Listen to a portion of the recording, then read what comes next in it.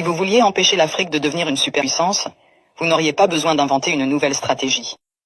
Le plan a déjà été écrit, testé et perfectionné au fil des siècles. Vous commenceriez par vous assurer que l'Afrique ne s'unisse jamais. Le moyen le plus simple de le faire est de maintenir les gens divisés selon des lignes ethniques, tribales et religieuses. S'ils commencent à travailler ensemble, rappelez-leur les griefs passés. Ravivez les vieilles blessures, financez les mouvements séparatistes, maintenez les différends frontaliers non résolus. Assurez-vous qu'à chaque fois qu'ils font un pas en avant, ils en font deux en arrière parce qu'ils sont trop occupés à se battre entre eux. Vous installeriez des dirigeants qui servent des intérêts étrangers, pas leur peuple. Trouvez les plus corrompus, les plus facilement manipulables, ceux qui désirent la richesse et le statut plus que le progrès. Offrez-leur le pouvoir en échange de leur loyauté. Si un leader émerge qui se soucie réellement de l'Afrique, débarrassez-vous de lui. Assassinez-les si nécessaire. Mais si c'est trop compliqué, déstabilisez simplement leur gouvernement et soutenez un coup d'État. S'ils parlent de nationaliser les ressources, faites-en un exemple. S'ils essaient d'unir l'Afrique, éliminez-les avant que l'idée ne se propage. Vous maintenez l'Afrique économiquement faible en vous assurant qu'elle ne s'industrialise jamais.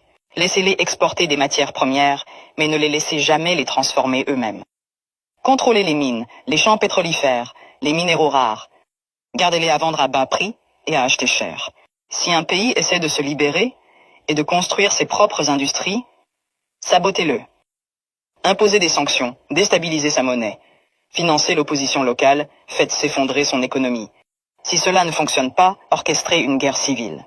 Les gens ne peuvent pas construire quand ils sont trop occupés à essayer de survivre. Vous vous assureriez que leur système éducatif produit des travailleurs, pas des innovateurs. Enseignez-leur une histoire qui glorifie leurs oppresseurs.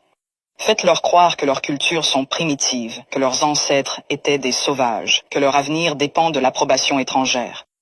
Entraînez-les à mémoriser, pas à penser de manière critique. Gardez leurs meilleurs et plus brillants à la recherche d'opportunités à l'étranger. Faites-leur rêver de quitter l'Afrique plutôt que de la réparer. Offrez des bourses qui emmènent leurs esprits les plus brillants vers l'Occident et ne les encouragez jamais à revenir. Laissez le continent continuer à former des médecins et des ingénieurs seulement pour qu'ils aillent enrichir d'autres nations. Vous contrôleriez leurs récits. Possédez leurs médias, contrôlez leurs histoires, dictez leur image au monde.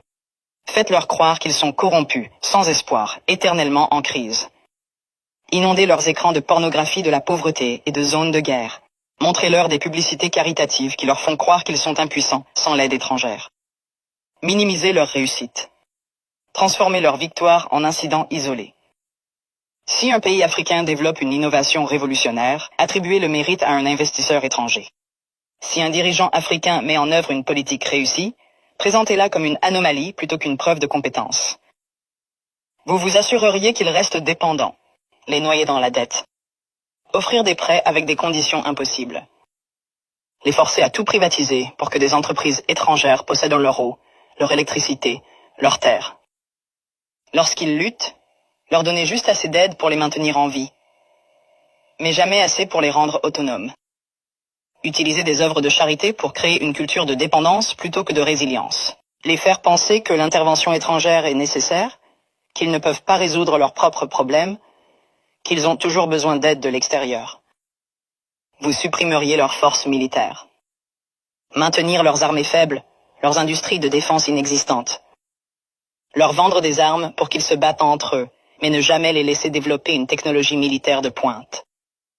Si un pays essaie de construire un système de défense solide, l'accuser d'être une menace pour la stabilité. S'assurer qu'ils aient toujours besoin de casques bleus étrangers, de bases militaires étrangères, de conseillers étrangers contrôlant leur sécurité.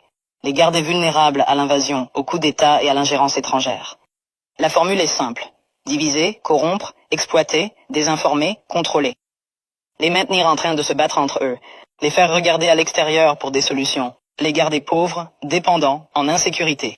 S'assurer que chaque tentative de se libérer rencontre une résistance si forte que la génération suivante y réfléchisse à 2 fois avant d'essayer à nouveau. Ce n'est pas une théorie, c'est l'histoire. La vraie question n'est pas comment empêcher l'Afrique de devenir une superpuissance.